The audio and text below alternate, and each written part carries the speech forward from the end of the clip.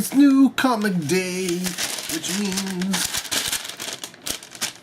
comic update. Yes, this is for my pickups for January 8th. Last week would have been technically, I guess, December 31st, because January 1st would have been the holiday. But the only thing I saw that came out last week that I might have looked at was the Twilight Zone issue. And I didn't feel like going in just for that, wasting money on gas and stuff. So this is what I picked up this week.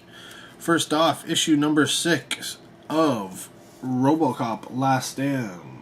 The cover's kind of lame, but I'm enjoying the story. It's very, very, very RoboCop, like classic. Continuing on with the weekly series, issue number 44 of Crossed Badlands. Not the best cover. They've had a lot better ones. Random pickups like I do with this title. This is issue number 239 of Spawn. I picked them up because of the McFarlane covers. I'd say he's essentially my favorite comic book artist. I love the way he draws. So, yes, number 8 of something I'm really, really enjoying, and if fans of the series aren't reading these comics, they're missing out. That's X-Files, Season 10. It's classic X-Files stuff going on, and, yeah, if you're into the show, you should be reading the comics.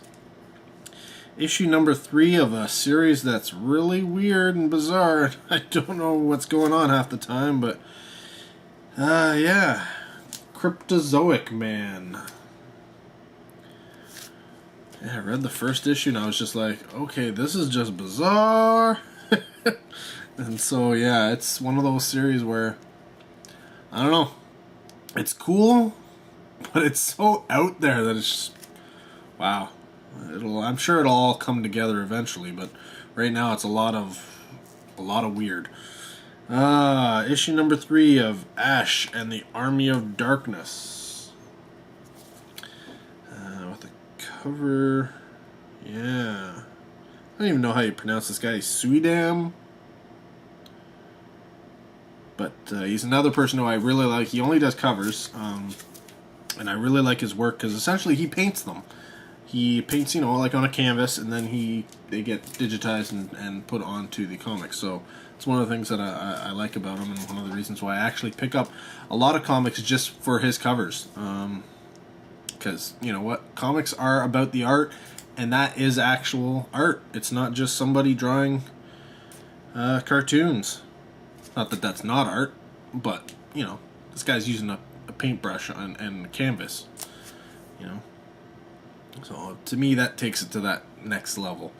No offense to digital artists, but I would say as amazing as the stuff they put out, and I know I have a few friends and stuff on my Facebook who are digital artists, and they do some great work, but I would say somebody who pulls off the same stuff with a paintbrush, just that much better.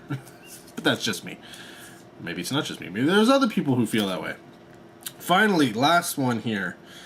Issue number 4 of Forever Evil Arkhamore. I just started reading these. And, yeah. It's pretty cool. I don't know that it would get me into the DC universe or not, but, yeah, I'm digging it. So, yeah.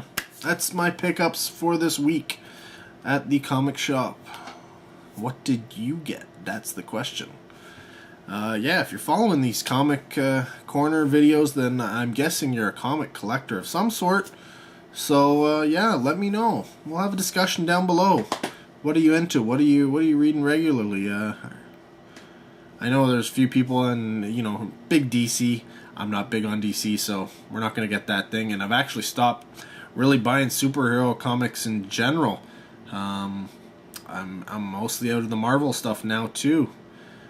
It's amazing when superheroes and stuff are probably at the highest they've ever been. I'm getting out of them because they're crap.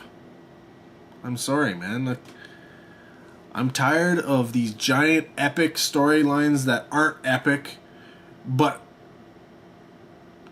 unfortunately I'm one of those people. I have to have everything, so that's really expensive.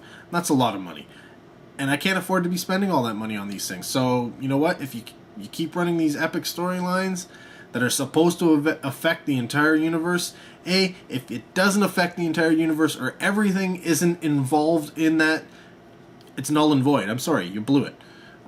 2, timing. Guys, you got to get your stories so that they work all together in the right time. I hate reading something from one comic and then having it blow portion of the story from a comic that's being released the next week. You can't do that. That's bad. Bad, bad, bad. Get everything in order, really, and stop doing these huge arcing storyline things that last a year and every year you're doing a new one. Yeah, Marvel was one after the other after the other. At first I was like, okay, fine, great, I'll read it. Get into the next one, fine, I'll read it. Get into the next one, I was like, okay guys, this is getting a little ridiculous. Hopefully this is the last one, you know, because trilogies are often the way things go, right? No, Marvel hasn't stopped running these giant arcs over and over and over. DC's essentially following suit that way. New 52, Forever Evil stuff. Who knows what's going to happen after this. I really don't care. I don't read DC in the first place. I do like the fact that they rebooted the entire series and stuff. I have no problem with that. You know what? But, yeah. Honestly, I think I'm going to stick with the independents for the most part. But, yeah, see, and now I'm just rambling. I get onto these things and I start... It bugs me. I'm trying to think, the last superhero comic I was reading was X Factor. Which was odd because it wasn't really being affected by the whole mutant thing that was going on. And so I was kept reading it because I didn't have to buy any of the other books, which in one sense is good, in one sense is bad. Sure, they would pop in every once in a while and be like, why aren't you joining us? And they'd be like, because you suck. And I was like, yeah, they suck. So X Factor was the only thing I was really reading. And then they killed that series too. Now it's just all... It's rebooted, and it's all... it's stupid. Stupid. I'm going to buy back issues. Maybe I'll read some of the old stuff. Yeah. That's where I'll get my superhero fix. I'll just read some of the older stories and go with that. But anyways, yeah. You know where to post the comments. Down in the doobly-doo. Down below. But until the next video, take care.